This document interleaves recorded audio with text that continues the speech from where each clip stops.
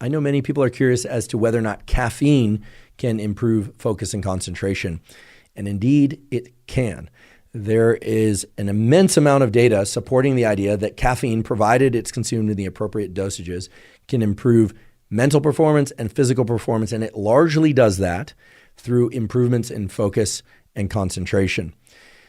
The dosage of caffeine, of course, is going to depend on how caffeine adapted you are, how much caffeine tolerance you have.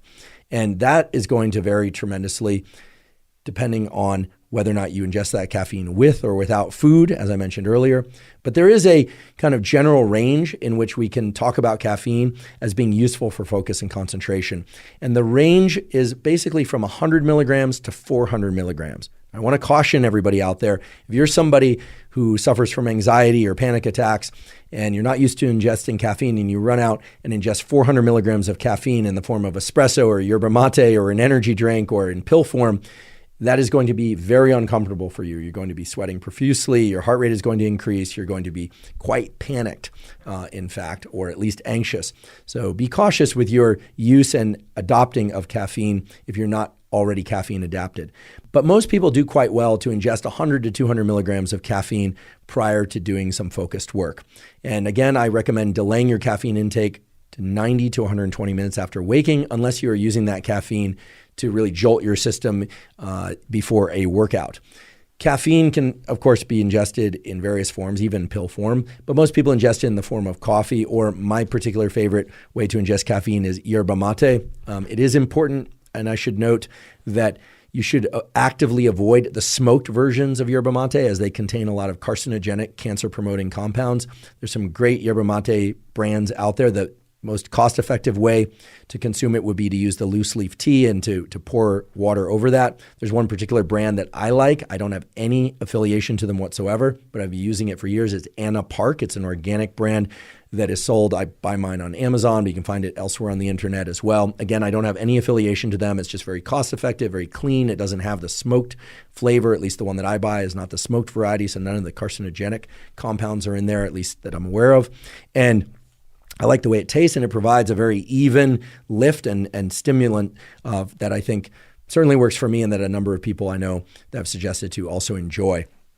Yerba mate or caffeine also have other additional benefits. In particular, the caffeine in yerba mate and coffee and other sources of caffeine are known to increase the density and efficacy, that is the number and the function of dopamine receptors. And this has been shown in humans several times.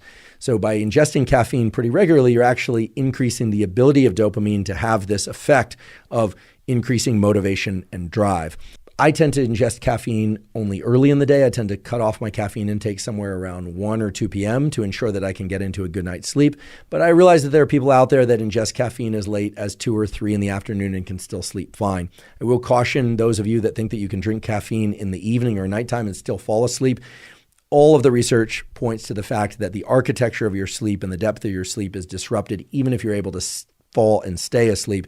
The sleep you're getting is simply not as good as the sleep you would get if you were to shut off your caffeine intake at least 8 hours before bedtime, and ideally more like 10 or even 12 hours before bedtime. But of course, there are practical constraints as well.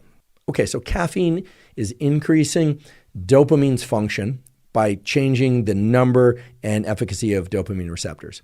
But of course, it also increases our wakefulness, our alertness. And that is largely through the neurochemical systems related to adenosine, which is a molecule that builds up in our brain and body the longer we are awake. It's part of the sleepiness system, if you will. Makes us feel fatigued or tired. And caffeine also operates on the epinephrine, the adrenaline system. In fact, if we ingest too much caffeine, we'll sometimes get the jitters. Those jitters are really the sympathetic, as it's called, nervous system's bias toward movement. And our pupils will dilate. They actually get broader. Now, somewhat paradoxically, when our pupils get bigger, the pupils of our eyes, that is, our visual world actually narrows. It becomes more tunnel-like. A lot of people don't realize this. When our pupils are really small, that means we are relaxed. So if you ever see someone with really tiny or pin-sized pupils, they're very relaxed. If their pupils are very big, they're very dilated, well then they are very amped up. They are very, very alert. Caffeine increases alertness by increasing epinephrine, adrenaline release, both in the brain and within the body. And so that's another way that it facilitates focus and concentration.